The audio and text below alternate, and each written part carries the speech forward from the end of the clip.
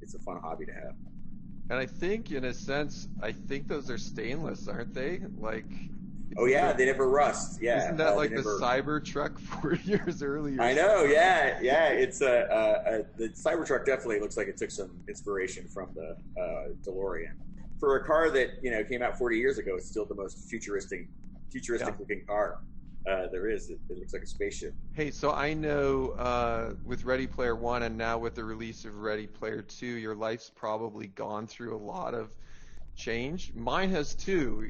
There was this time before in the early days of Roblox, it was Eric and me, like two of us just working on this thing, and then Matt and John joined us.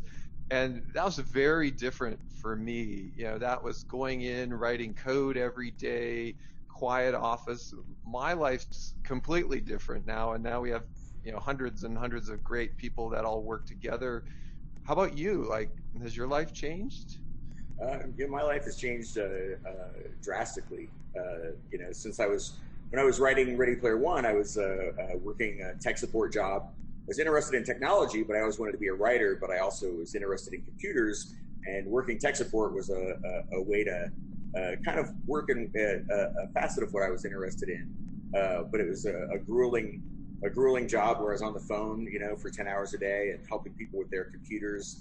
And it wasn't a job that I enjoyed, but because I worked that job, a lot of elements of what I was learning about technology and helping people use computers, and also the job of being a tech support rep, that all worked its way into my novel, into Ready Player One. The way the main character works tech support in the Oasis for a while, and so that was something from my life that ended up informing the story. So even though I didn't enjoy that job at the time, and wished I was working somewhere else, now I'm grateful that I had that job and that experience, because it worked its way into my story. It's like when I was a kid, we lived in a trailer park for a while, which was not fun. And my room was actually the tiny laundry room of the trailer, and it was just for a little while.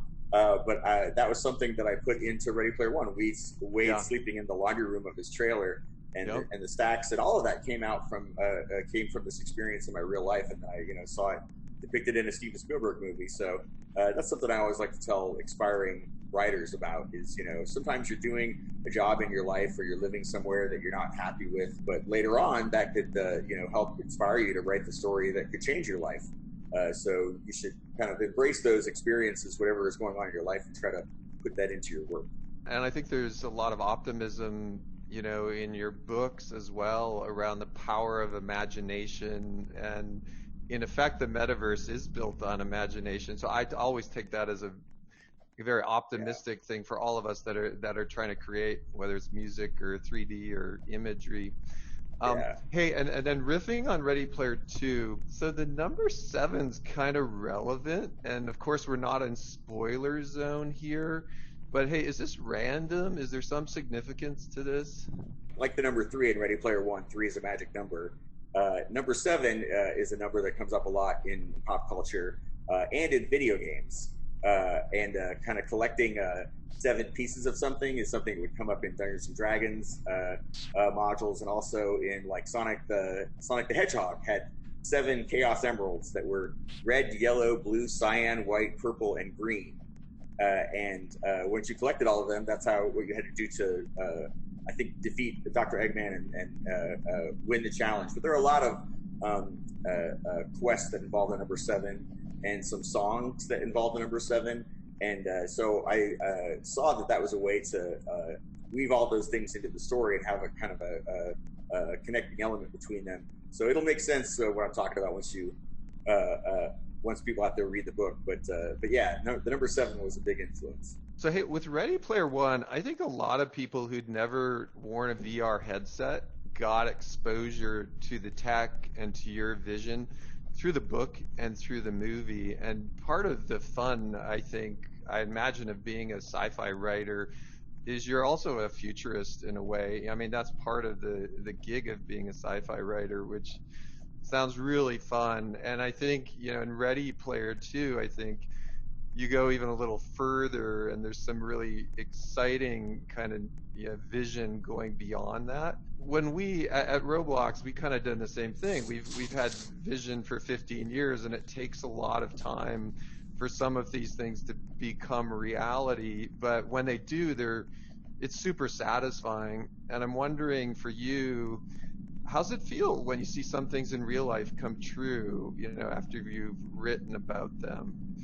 Well, it's gratifying, but I don't automatically assume that it was my book that helped inspire it, unless sometimes like with the Oculus Rift, the people who worked on that told me in person that some things from Ready Player One had inspired them.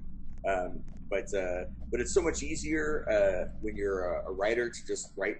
Wouldn't it be cool? Than it is to actually make it. It's like easy for me to design an amazing video game in a story. Yeah. Yeah, but as you know, it's much harder to actually make the real thing. I think that yeah. that could be a good thing though, right? Because us technologists, we can get locked in by how difficult it is to build stuff. Where writers and futurists, you have the freedom of the written word, right? There's no limit to what you Right. can imagine. And then the technologists more have to like figure out, can we really build it? Right. And they're the only ones that can really build it. If it was just left up to the writers, all this stuff would remain fantasy. But that's something that I remember hearing about Star Trek, the old Star Trek series. They had those doors that would open automatically, and that's what inspired those doors in grocery stores. Like people at home saw that, and then real engineers went and made it work. So science fiction has always kind of played that role of what extrapolating where our technology might go. But yeah, that's one of the funnest parts of being a science fiction writer is imagining where the technology will lead us, and then how the technology, once it arrives, is going to affect people's day-to-day lives. I love it because I think it's the best form of brainstorming is unencumbered brainstorming, without Yeah. limit. And I think that's a little bit of what you do in your book. So nice Oh, job. thank you. Almost like we're taking technology and then we go to pop culture at the same time, like in Ready Player One and now Ready Player Two, like you have this amazing intersection of pop culture with a vision of the future. And I think the reader or the movie viewer can almost get a little bit of a vibe of some of the things that have been important in your life. Can you riff a bit on some of the pop culture influences you've had? We know they're endless. Anybody who read Ready Player One knows that my interest in pop culture is very broad. But for Ready Player Two, there are some specific facets of pop culture that I took inspiration from, like John Hughes films. Huge fan of John Hughes movies, especially the John Hughes movies that were set in high school. And he created his own fictional high school, Shermer High School.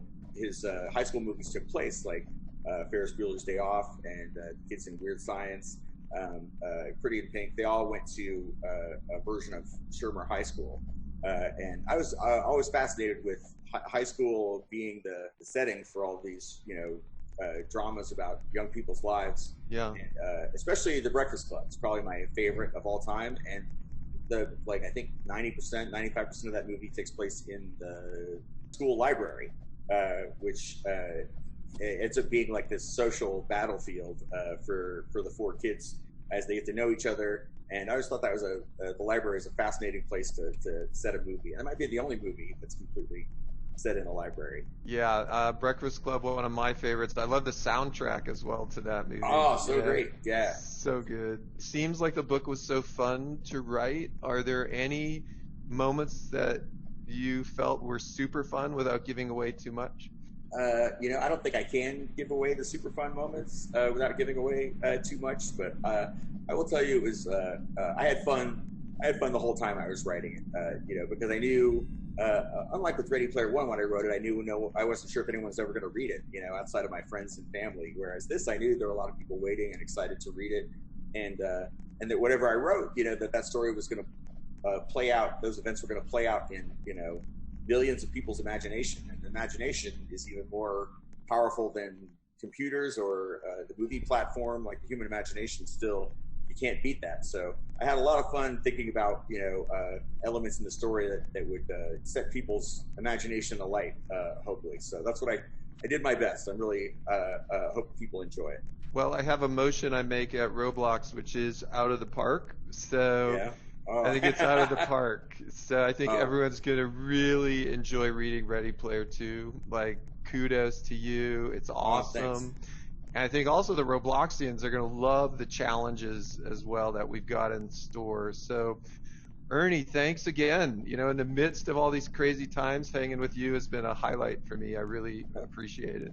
Oh, thank you. Thank you for making time to talk with me, and thank you for teaming up with me to do another Ready Player One, Ready Player Two event. This is I had so much fun the first time because it really is like bringing the story to life. What you guys are doing. This is Roblox is the closest thing to the Oasis, and this contest is like the closest thing to the contest described in the book.